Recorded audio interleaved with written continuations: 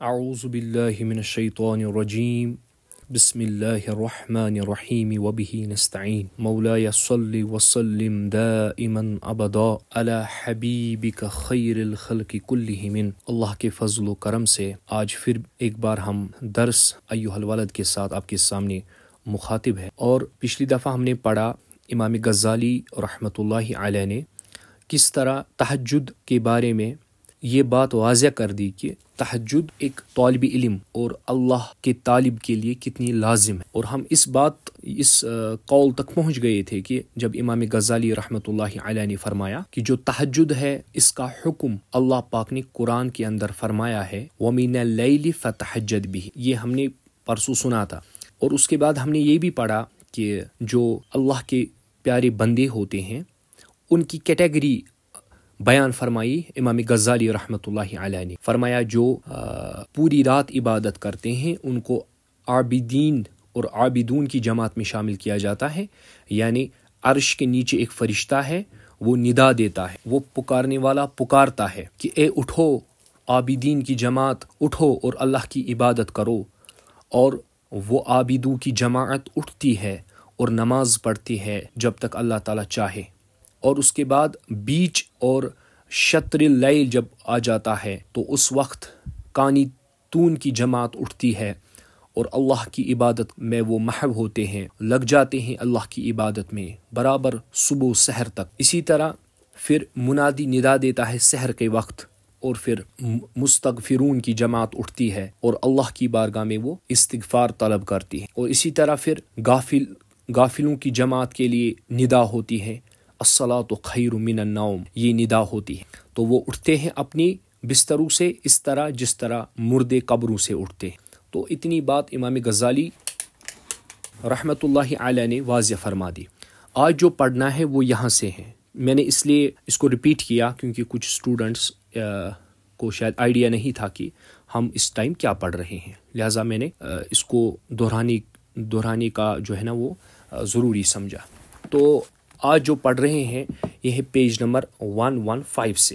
امام غزالی رحمۃ اللہ تعالی علیہ بیان کرتے ہیں کہ رویہ فی بعد وصایا لقمان الحکیم، حضرت لقمان حکیم رحمۃ اللہ علیہ اس کی ایک نصیحت اور وصیحت ہے جو وہ اپنے بیٹے کو فرماتے ہیں، لبنی ہی اپنے بیٹے کو ایک وصیت انہ قال، وہ اس کو فرماتے ہیں یا بنیہ، اے میرے بیٹے، لا یکونن الدیق اقیس منک، اے بیٹے کہیں ایک مرغا تم سے سبقت نہ لے لے، یعنی بات سمجھانا یہ مقصود ہے۔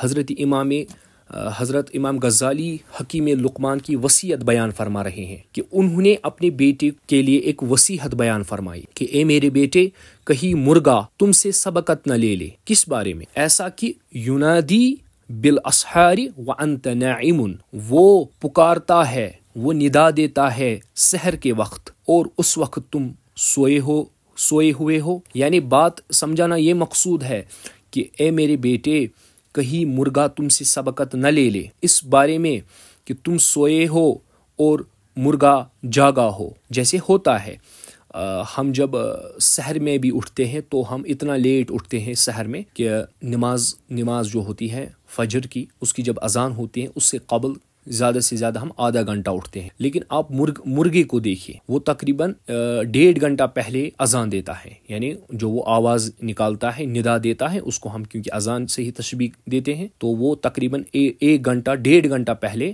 اذان دیتا ہے، کبھی 2 گھنٹہ پہلے بھی اذان دیتا ہے۔ تو حضرت حکیم لقمان اپنے بیٹے کو یہی نصیحت فرماتے ہیں کہ اے میرے بیٹے کہیں مرغا تجھ سے زیادہ عقل مند ثابت نہ ہو کہ تو صبح سویرے اٹھ کر صبح سویرے اٹھ کر اذان دے، اور یعنی مرغا صبح سویرے اذان دے اور تو جو ہے وہ غفلت میں سوتا رہے۔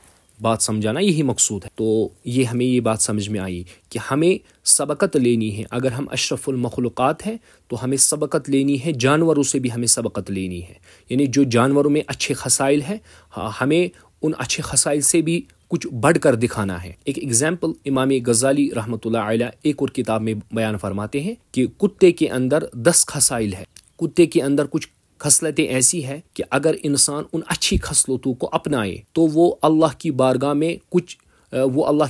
میں ولی سے کم تر نہیں ہوگا. یعنی اگر وہ کتے کی ایسی خصائل اپنائے جو بہت اچھی خصائل ہے تو وہ اللہ کی نگاہ میں ولیوں سے کم نہ ہوگا. جیسے میں اگزامپل دیتا ہوں، جس طرح امام غزالی نے فرمایا، وہ فرماتے ہیں کہ ایک کتا جو ہوتا ہے بہت وفادار ہوتا ہے، لہٰذا اگر ہم اپنی اللہ کی وفادار بن جائے تو اللہ کی نگاہ میں ہمارا رتبہ بہت ہی بلند ہوگا. اسی طرح جو کتا ہوتا ہے وہ اپنے مالک کا جو گھر ہوتا ہے اس کی دیکھ بھال کرتا ہے، یعنی اس کی حفاظت کا وہ ذمہ خود اٹھاتا ہے، بغیر اس کے کہ مالک اس کو کہتا ہے کہ تم حفاظت کرو، نہیں، بلکہ وہ خود ہی حفاظت کر.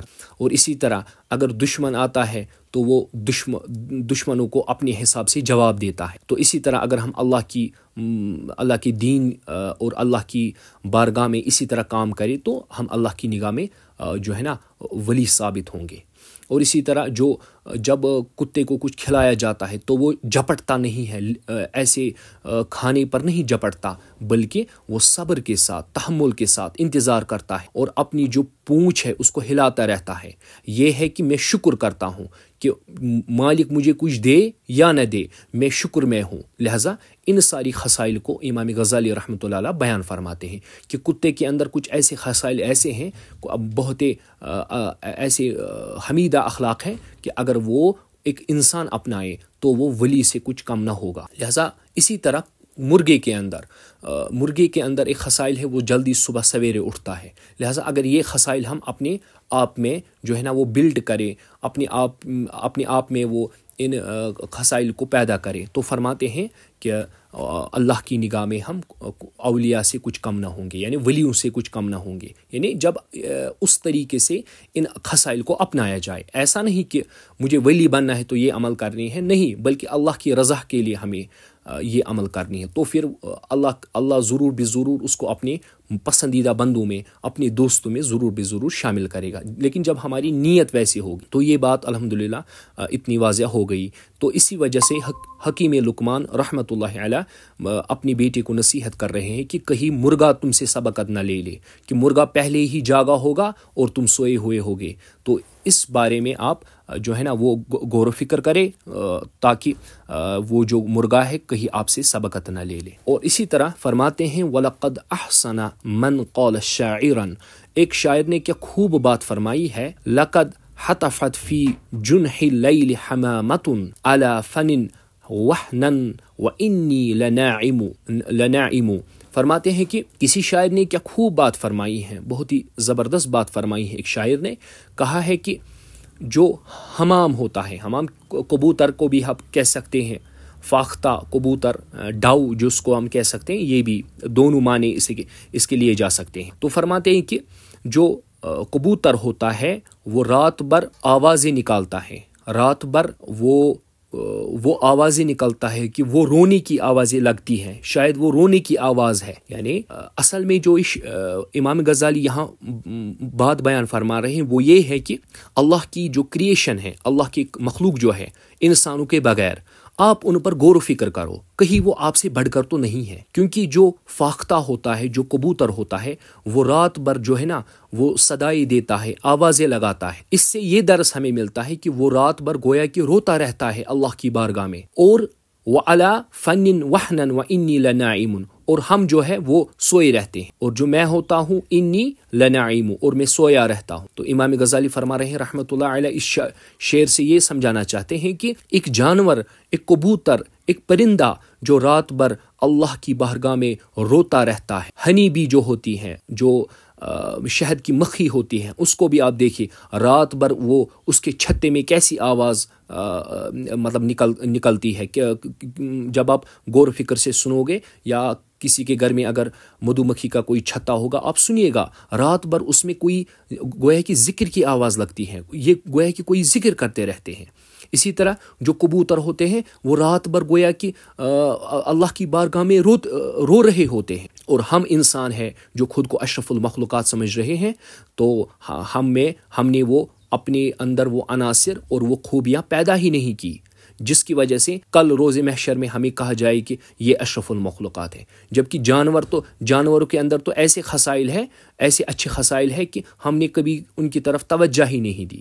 اگر ہم ان کی طرف توجہ دیں اور اپنے آپ میں وہ اچھے خصائل پیدا کریں، جس طرح امام غزالی نے فرمایا، تو وہ شخص کچھ ولی سے کم نہ ہوگا جو ایک کتے کے اچھے خصائل اپنے آپ میں پیدا کرے۔ تو اسی طرح کبوتر جو ہے وہ رات بھر روتا رہتا ہے، اور ایک انسان ہے وہ رات بھر سویا رہتا ہے۔ اس کا مطلب یہ نہیں ہے کہ ہمیں سونے کو ترک کرنا ہے، لیکن کم سے کم تہجد تو ہمیں پڑھنی چاہیے، فجر تو ضرور پڑھنی چاہیے، اور ہم پر فرض ہے، لازم ہے۔ تو اگر کوئی شخص اپنے آپ کو اللہ کی نگاہ میں جو ہے نا وہ اللہ کی نگاہ میں عزت والا اور برتر اور اعلیٰ رتبے والا جو بنانا چاہتا ہے، تو ہمیں چاہیے، جس طرح قرآن نے بھی فرمایا، ان اکرمکم عند اللہ اتقاکم، اللہ کی نگاہ میں اچھے لوگ وہ ہیں، اللہ کی نگاہ میں عزت والے لوگ وہ ہیں جن کے اندر تقویٰ ہے اور پرہیزگاری ہے۔ لہٰذا اس کے بعد فرماتے ہیں وَكَذَبْتُ بَيْتِ اللَّهِ لَوْ كُنْتَ عَاشِقًا، میرا یہ دعویٰ کہ میں اللہ کا عاشق ہوں، یہ میرا دعویٰ جھوٹا ثابت ہو گیا۔ کیوں؟ لما سبقتنی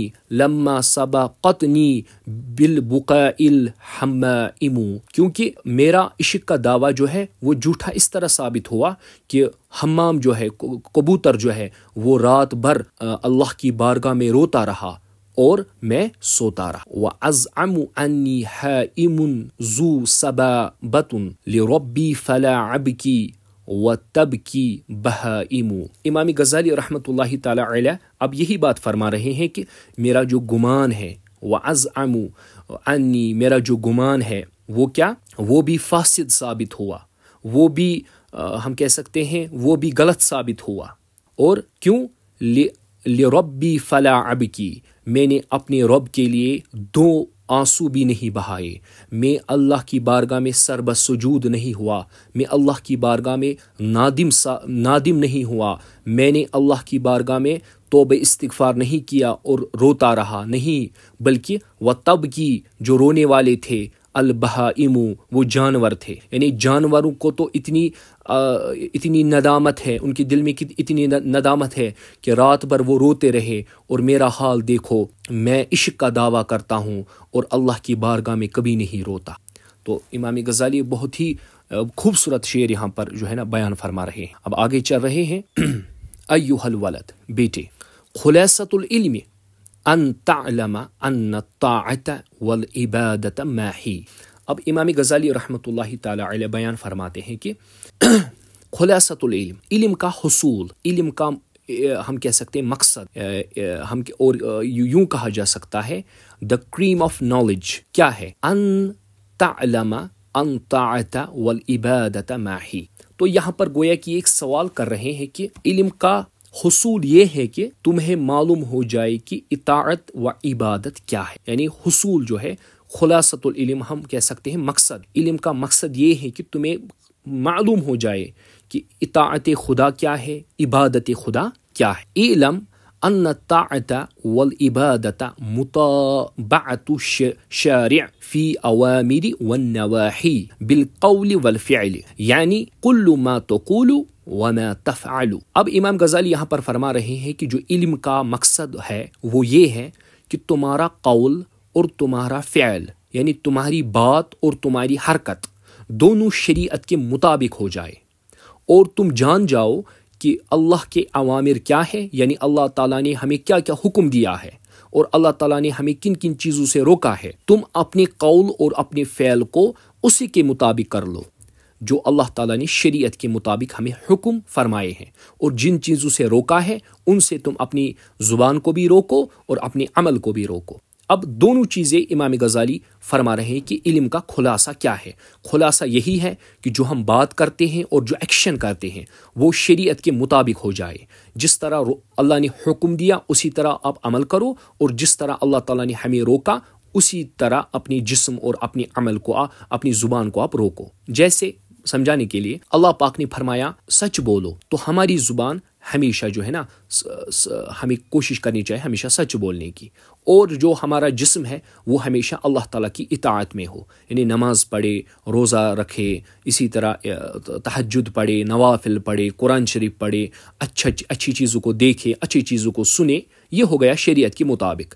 اور اسی طرح نواہی کیا ہے؟ اپنی زبان کی حفاظت کرنا اور اپنے وجود کی حفاظت کرنا۔ وہ یوں ہے کہ جیسے ہمیشہ قول جو ہوتا ہے، بات جو کرو وہ سچی بات کرو، جو عمل کرو وہ ہمیشہ سچی عمل کرو۔ اس بارے میں ہمیں ہمیشہ جو ہے نا وہ حساس رہنا چاہیے، ہمیشہ ہمیں جو ہے نا اس کی طرف غور و فکر کرنی چاہیے، کیونکہ یہی علم کا خلاصہ ہے، یہی علم کا مقصد ہے۔ وَتَتْرُكُ قَوْلُهُ وَفِعْلُهُ، اور ہمیں ہر اس بات کو اور ہر اس عمل کو ترک کر دینا چاہیے۔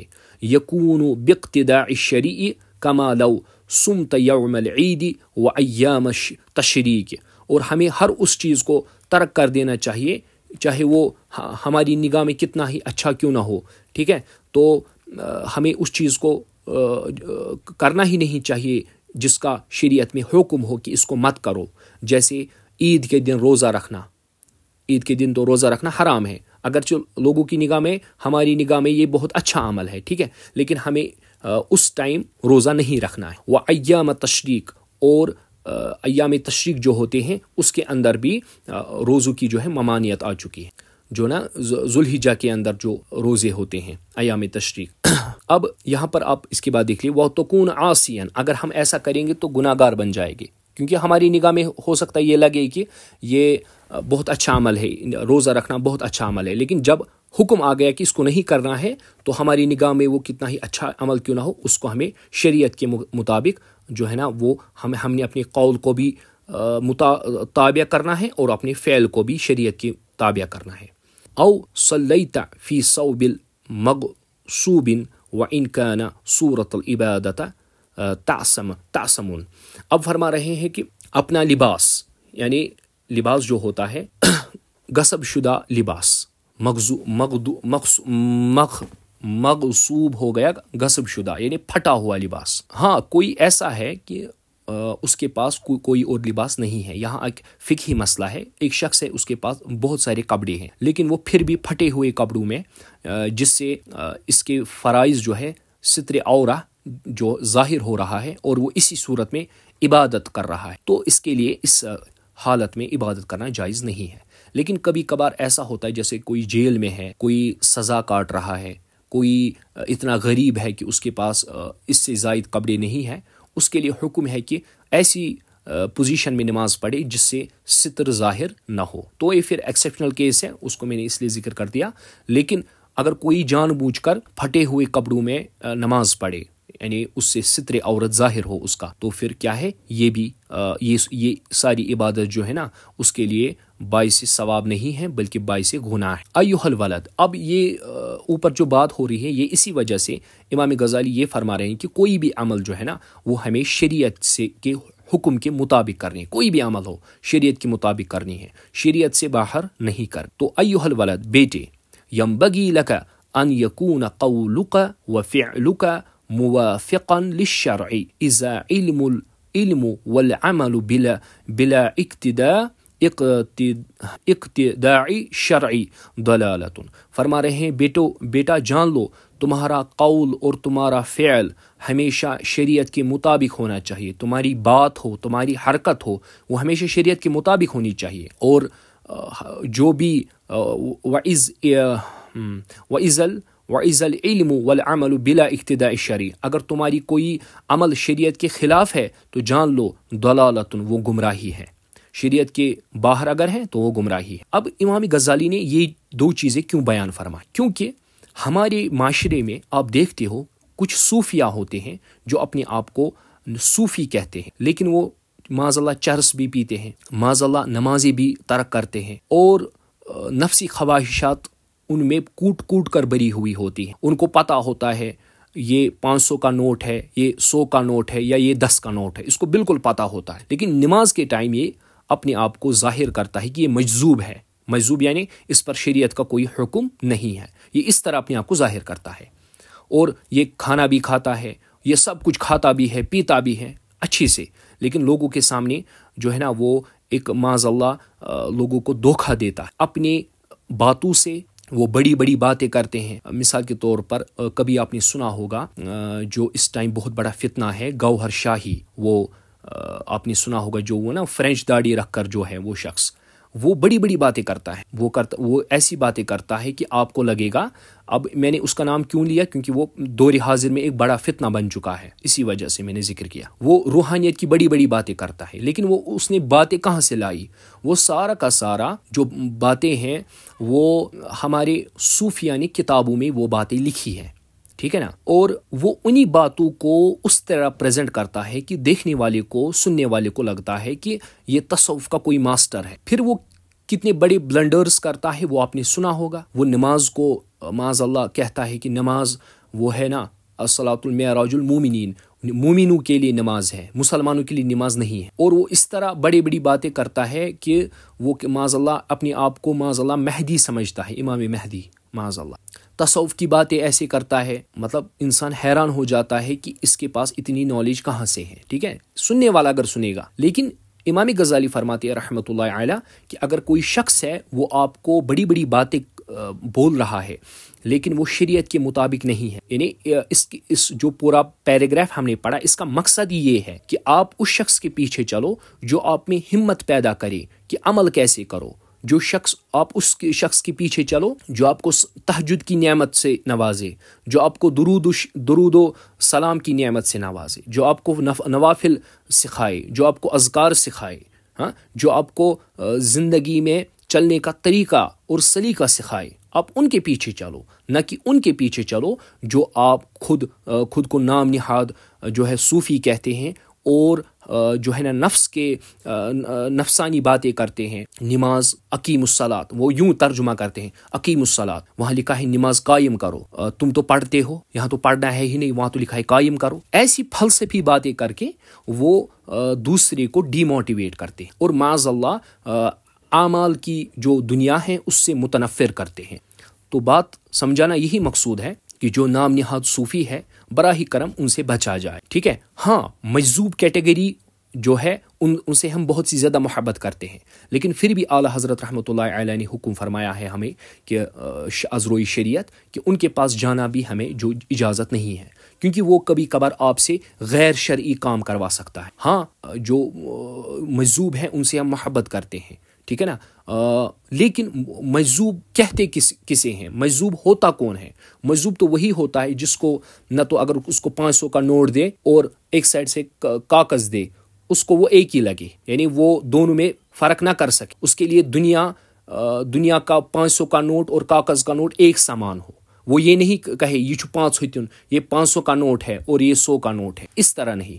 اس کو پتہ نہیں ہو کھانے میں کیا ہے, کھانا کب کھانا ہوتا ہے, اس کو مطلب وہ مجذوب ہوتا ہی ہے. جس طرح ہم نے اپنے جو ہے نا بچپن میں جو بڑے بڑے بزرگوں کے نام سنے ہیں, جیسے احد صاحب سوپوری رحمۃ اللہ تعالی علیہ, عبد الاحد سوپوری رحمۃ اللہ علیہ, ٹھیک ہے. تو وہ اس کو ہم مجذوب کہہ سکتے ہیں کیونکہ اس کو دنیا کے ساتھ کوئی لینا دینا ہی نہیں, تو ان سے ہم محبت کرتے ہیں. لیکن جو باقی ہے آج کل کے زمانے میں جو پیسوں کے لیے, جو مال کے لیے تصوف کی باتوں کو بیچتے ہیں, یعنی باتیں کہہ کر مریدوں کو اپنے انڈر کر لیتے ہیں, لوگوں کو اپنے تابع کر لیتے ہیں معاذ اللہ, اور ان سے غیر شرعی کام کرواتے ہیں اور شریعت سے متنفر کرتے ہیں. تو امام غزالی انہی کے بارے میں فرما رہے ہیں کیا ینبغی لک الا تختر بشطح صوفیت و تاماتہم. امام غزالی فرماتے ہیں اے بیٹے تمہارے لیے ضروری ہے کہ تم ڈرو ان صوفیاء سے جو تصوف کی بڑی بڑی باتیں کرتے ہیں, جو صرف تصوف ایک فلسفہ سمجھتے ہیں, جو تصوف بڑی بڑی باتیں کرنے کو سمجھتے ہیں, یعنی جو پریکٹیکل جو ہمیں پریکٹیکل تصوف نہیں سکھاتے بلکہ تصوف کو جسٹ ایک فلسفہ سمجھا ہے. مجھے بتاؤ دریائے محیط کیا ہوتا ہے, مجھے بتاؤ فرض دائم کیا ہوتا ہے, بس یہی فلسفے کی وہ باتیں کرتے ہیں, بس باتیں کرتے ہیں. پریکٹیکل نہ تو انہوں نے کبھی دریائے محیط کا جو ہے وہ سنا ہے یعنی پریکٹیکلی, اور نہ ان کے اندر وہ ذکر ان کے اندر پیوستہ ہوئی ہے کہ ان کی ہر سانس اللہ کا ذکر کرے، وہ بس اس کو رٹا یاد کر چکے ہیں اور لوگوں کے سامنے بیان کرتے ہیں، اور لوگ بھی بہت زیادہ موٹیویٹ ہوتے ہیں کیونکہ وہ کہتے ہیں کہ ہم نے آج کچھ پتہ نہیں کیا طوفان کی بات سنی، جبکہ یہ چیزیں ساری کی ساری یہ جو ہے یہ پریکٹیکل ہے، نہ کہ یہ تھیوری ہے۔ 5 منٹ کے لیے ایک بات میں آپ کو سمجھاؤں، کسی کو ہم کہیں گے مجھے بتائے فنافی رسول صلی اللہ علیہ وسلم کیا ہوتا ہے، ٹھیک، وہ بتا دے گا اپنے حساب سے جتنی اس کے پاس نالج ہے، لیکن فنافی رسول ہوتا ہی ہے نا جو ہر لمحہ نبی صلی اللہ تعالیٰ علیہ وسلم کا دیدار کرے۔ اب جو ہمیں یہ سمجھا رہا ہے، کیا یہ ہمیشہ اللہ تعالیٰ نبی صلی اللہ علیہ وسلم کا دیدار کر رہا ہے؟ اب یہی مسئلہ ہے۔ مسئلہ یہی ہے کہ ایک تو ہوتا ہے تصوف کی باتیں کرنا، دوسرا ہوتا ہے کسی نے کوئی تصوف کی راہ سے گزرا ہو۔ ایک تو ہوتا ہے راہ سے گزرنا، دوسرا ہوتا ہے راہ کی باتیں کرنا۔ بس یہ جو صوفیہ ہے یہ صرف راہ کی باتیں کرتے ہیں، یہ اس راہ سے گزرتے نہیں ہے اور نہیں دوسروں کو اس راہ سے گزارتے۔ مسئلہ یہ ہے، تو اسی وجہ سے امام غزالی نے اس کے بارے میں بات واضح فرمائی کہ ان صوفیہ سے بچنا ضروری ہے جو صرف تصوف کو جسٹ باتیں سمجھتے ہیں، لیکن لِأَنَّ السُّلُوكَ حَاذَ الطَّرِيقِ يَكُونُ بِالْمُجَاهَدَةِ، لیکن تصوف کی جو طریق ہے اس کو فقط مجاہدہ محنت سے حاصل کیا جا سکتا ہے، اور وہ مرشد کامل جو آپ کو سکھائے کیا، وَقَطْعِ شَهْوَةِ النَّفْسِ وَقَتْلِ الْحَوَى بِالسَّيْفِ ردایت، اور اس مرشد کامل کی جب آپ اتباع کرو گے تو وہ آپ کو سکھائے گا، کیا سکھائے گا؟ قطع شہوت نفس، کہ نفس کو کس طرح توڑا جائے، نفسی شہوت کو کس طرح توڑا جائے، وقتل الحوا، اور اپنی خواہشاتوں کا قتل کیسا کیا جائے، بسیف ردایہ، اللہ کی رضا کی تلوار کے ساتھ ان چیزوں کا قتل کیسے کیا جائے، لا بالتامات والترہات، نہ کہ بلکہ باتوں سے اور چھلاؤں سے، ان چیزوں سے، یعنی ہم کہہ سکتے ہیں نا باتیں اور لباس، ان دو چیزوں سے تصوف حاصل نہیں ہو سکتا۔ اگر کسی نے جبہ دستار پہنا ہو یا فقیرانہ لباس، تسبیح 10-15 گلے میں ڈالی ہو، اور 5-10 انگوٹھیاں پہنی ہو، تو یہ ایک چھلاوا ہے، یہ ایک دھوکہ ہے، یہ سراب کے بغیر کچھ نہیں ہے۔ تو امام غزالی فرماتے ان جیسی چیزوں سے ہمیں ڈرنا چاہیے اور بچنا چاہیے۔ مجھے امید ہے یہ بات آپ کو سمجھ میں آئی ہوگی۔ تو بغیر کسی کو یہ جو تان کیے ہوئے ہم اپنی بات کی طرف آ رہے ہیں کہ ہمیں اس مرشد کامل کی تلاش ہونی چاہیے جو ہمیں سکھائے نفسی شہوات کو کیسے توڑا جائے، اور اپنی خواہشات جو باطل خواہشات ہیں ان کا قتل اللہ کی رضا کے ساتھ کس طرح کیا جائے۔ جب آپ کو استاد سکھائے گا کہ شہوات نفس، اس سے آخرت میں کتنی تباہیاں ہیں، اور اپنی ہوا کی پیروی کرنا یہ کس گھاٹی میں آپ کو لے کر جائے گی، تو پہلے اس کو سمجھنا ہے، پھر پریکٹیکل اس پر عمل کرنی ہے، تو دھیرے دھیرے آپ اپنے نفس پر جو ہے نا وہ کنٹرول کر پاؤ گے۔ تو وہی مرشد کامل ہے جو آپ کو نفس کے جنگل سے نکالے اور اللہ کی رضا کی طرف لائے، نہ کہ وہ آپ کو سکھائے وہ جبہ و دستار اور وہ تسبیح اور وہ جند وغیرہ جس کو ہم کہتے ہیں۔ شیخ العالم رحمۃ اللہ علیہ نے بھی ایک شعر فرمایا ہے، تمش تسبیح جند، اس طرح کچھ شعر ہے، میرے ذہن سے نکل گیا۔ تو وہ تسبیح اور جو جبہ ہے اس سے اللہ تعالیٰ کو تم دھوکہ نہیں دے سکتے، تم لوگوں کو تو تسبیح اور جبہ لگانے سے دھوکہ دے سکتے ہو، لیکن اللہ کو آپ دھوکہ نہیں دے سکتے، ٹھیک ہے۔ تو اس طرح یہ بات الحمدللہ واضح ہو گئی۔ تو اس کے بعد فرما رہے ہیں وَعْلَمْ أَنَّ اللِّسَانَ الْمُطْلَقَ وَالْقَلْبُ الْمُطْبَقَ، فرما رہے ہیں کہ جان لو جو زبان کھلی ہوتی ہیں، یعنی جس زبان میں کوئی کتگنڈ نہ لگی ہو، جس زبان میں کوئی قید نہ لگی ہو، مطلق ہو گیا وہ جس پر کچھ ہم کہہ سکتے ہیں قواعد ہم نے اپلائی نہیں کیے ہوں گے، اس چیز کو ہم کہتے ہیں مطلق، یعنی جس کو کھلا چھوڑتے ہیں، ٹھیک ہے۔ تو امام غزالی رحمۃ اللہ تعالی علیہ یہاں پر یہ بہت ہی عظیم بات فرما رہے ہیں کہ جان لو ان اللسان المطلق والقلب المطبق، جو زبان جس پر کسی چیز کی قید نہ ہو، وہ زبان جس پر کسی کی قید نہ ہو اور وہ دل جو مطبق ہو.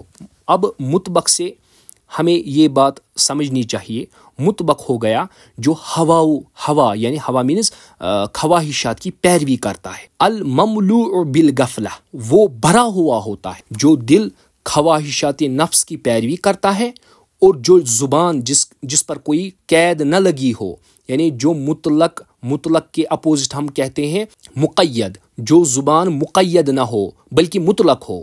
ٹھیک ہے، گالی ذہن میں آ رہی ہے تو بک رہا ہے، غیبت ذہن میں آ رہی ہے تو بک رہا ہے، ہاں دل گناہ بری الفاظ کہنا مطلب خواہش کرتا ہے تو بک دیتا ہے. تو یہ چیزیں جس زبان پر کوئی قید نہ ہو اور جس دل میں کوئی وہ ہم کہہ سکتے ہیں خواہشات نفس سے بھرا ہوا ہو، ٹھیک ہے نا، وہی وجود مملوء بالغفلہ، وہی غفلت سے بھرا ہوا ہوتا ہے، اور وہی نفس شہوات و شہوتی علامات الشقاوہ، اور وہی نفس جو ہے ہمیشہ اتباع کرتا ہے نفسی خواہشات کی. لیکن ان کی ریزن صرف دو ہے. ایک پہلا ریزن ہے کہ جب زبان کو کھلا چھوڑا جاتا ہے اور دل کو ہم ہر کسی چیز میں ملوث کرتے ہیں، تو یہ دو چیزیں پھر انسان کے اندر غفلت بھی لاتی ہے، اور شہوت جو ہوتی ہے، چاہے شہوت دنیا ہو، شہوت نساء ہو، شہوت مال ہو، یہ ساری چیزیں پھر اس کے اندر آ جاتی ہیں. لیکن حتی لا تقتل النفس، لیکن تب تک کیا؟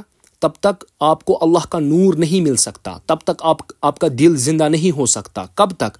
حتی لا تقتل النفس بصدق المجاہدۃ، جب تک کہ آپ مجاہدہ، صدق مجاہدہ، سچی محنت اور قتل نفس سے نہ گزرو، تب تک آپ کا قلب زندہ نہیں ہو سکتا. لن یحیا قلبک بانوار معرفتہ، تب تک آپ کا دل زندہ نہیں ہو سکتا، اور نہیں آپ کے دل کے اندر اللہ تعالیٰ کی معرفت کا نور ہو سکتا ہے، جب تک کہ آپ اپنی نفس کو قتل نہ کرو، اور اپنی جو ہے نا وہ غفلت کو چھوڑ کر مجاہدہ کی راہ پر جب تک آپ نہ آؤ، تب تک آپ کے دل میں اللہ کی معرفت کا نور آ ہی نہیں سکتا. اب جو امام غزالی یہ جملہ فرما رہے ہیں تو مقصد یہی ہے جو انہوں نے پہلے ہی کہا، اپنی زبان پر جو وہ لگام لگانی چاہیے.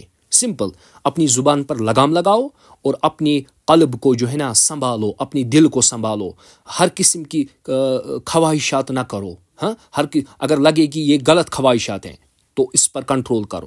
اب کنٹرول کرنے کے بہت سے طریقے ہیں. دل پر ہاتھ رکھ کر الم نشرح لک صدرک جو ہے ہر نماز کے بعد 7 ٹائمز اگر پڑھا جائے تو 40 دن تک اگر یہ عمل کیا جائے تو ضرور بھی ضرور، اور اخلاصی نیت کے ساتھ جب اس کو پڑھا جائے تو ضرور بھی ضرور اللہ تعالیٰ آپ کے دل کو جو ہے منور فرما دے گا، اور آپ کو ہر کسی قسم کے جو گندے خیالات ہیں آپ کو انشاءاللہ ان سے نجات ملے گی. لیکن تب جب پہلے آپ سوچ کر زبان استعمال کرو گے. اس کے لیے دونوں شرط لازم ہے. جس طرح ابو بکر صدیق رضی اللہ تعالیٰ عنہ جو ہے نا، اس کے بارے میں آپ نے سنا ہوگا، جب نبی کریم صلی اللہ علیہ وسلم نے ایک دفعہ واز فرمایا کہ اپنی زبان کی حفاظت کرو، تو حضرت ابو بکر صدیق رضی اللہ عنہ نے ایک پتھر لیا تو وہ اپنی زبان پر رکھا. تو پھر جب وہ بات کر رہے تھے تو بہت ساری صحابہ آپس میں بات کر رہے تھے، لیکن عمر فاروق یہ حضرت ابو بکر صدیق رضی اللہ عنہ کو جب بولا گیا آپ اس کے بارے میں کیا فرماتے ہیں، کوئی مسئلہ ہوگا؟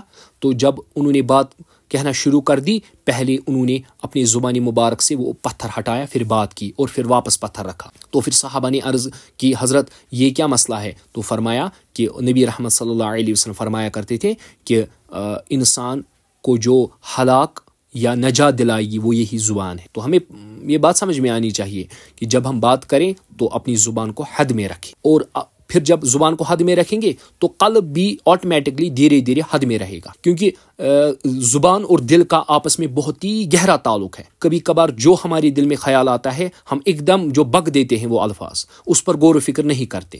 لیکن جب ہم زبان کو کنٹرول کریں گے تو پھر ہم جو دل کے اندر خیالات ہوں گے اس پر پہلے ہم غور و فکر کریں گے، کیا یہ روا ہوگا کہ اگر ہم اس کو ظاہر کریں، کیا یہ ٹھیک ہوگا اس کو اگر ہم ظاہر کریں، یا یہ شریعت کے خلاف، تو پھر اس کو ہم اس بات کو ہم زبان پر لائیں گے ہی نہیں، جس کو امام غزالی نے فرمایا اپنے قول اور اپنے فعل کو شریعت کے مطابق کر لو۔ تو اس کے بعد فرما رہے ہیں تب جا کر جو ہے نا پھر آپ کو اپنے نفس پر کنٹرول کرنا ہے اور محنت کرنی ہے، اس سے آپ کا دل زندہ ہوگا اور اللہ تعالیٰ کی معرفت آپ کے قلب کے اندر پھر آ جائے گی۔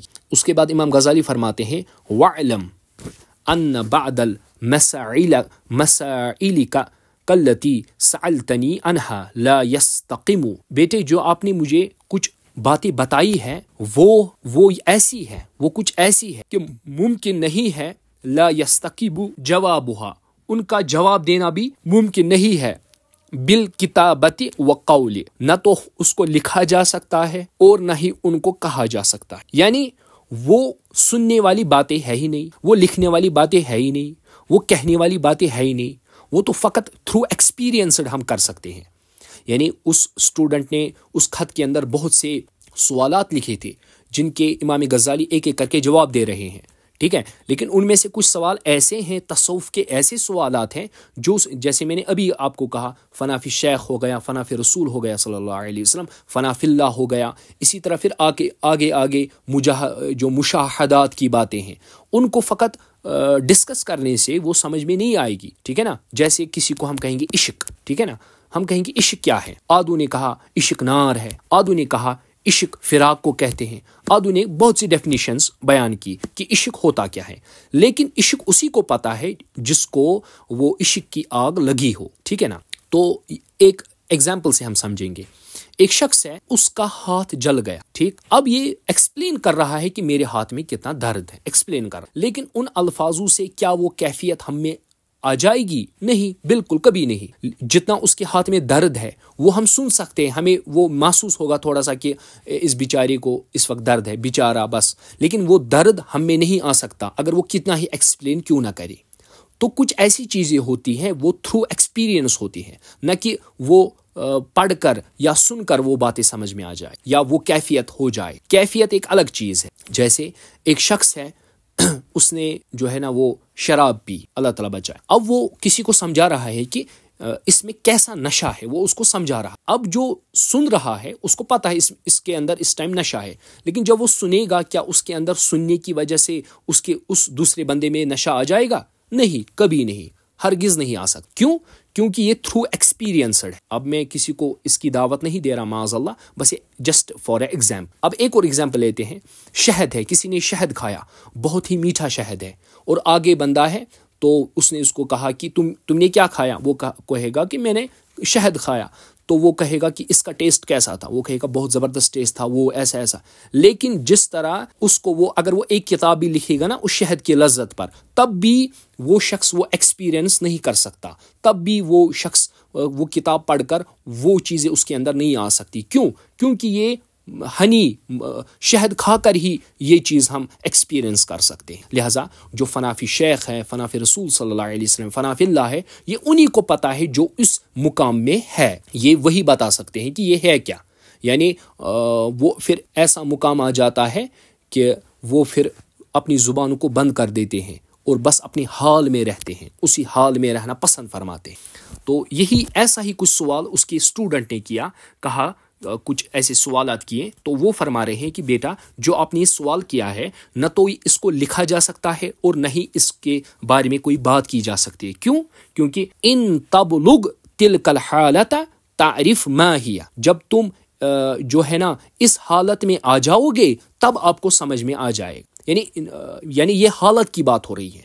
اسی طرح میں نے یہ بات آپ کو سمجھائی۔ تو جو تصوف کی یہ حالت ہے، اگر آپ میں تصوف کی یہ حالت آ جائے تب آپ کو سمجھ میں آ جائے گا کہ یہ حالت ہے کیا۔ الا فعلمها من المستحیلات، لیکن صرف سن کر یہ بات سمجھنا یہ مستحیل ہے، یہ ناممکن، صرف اس چیز کو سن کر۔ ابھی میں نے آپ کو جسٹ ایگزامپل دی، ایک بندہ ہے اٹھا ہے اس ٹائم، وہ گوہر شاہی اس کا نام ہے، تو وہ کہہ رہا ہے کہ انسان کا جو قلب ہے وہ ذکر کرنا چاہیے، ٹھیک، یہ تو بات ٹھیک ہے، اچھی ہے، لیکن کیا صرف یہ کہہ کر یا یہ بات سن کر قلب جاری ہو جائے گا؟ اس کے لیے تو ہمیں محنت سے گزرنا پڑے گا.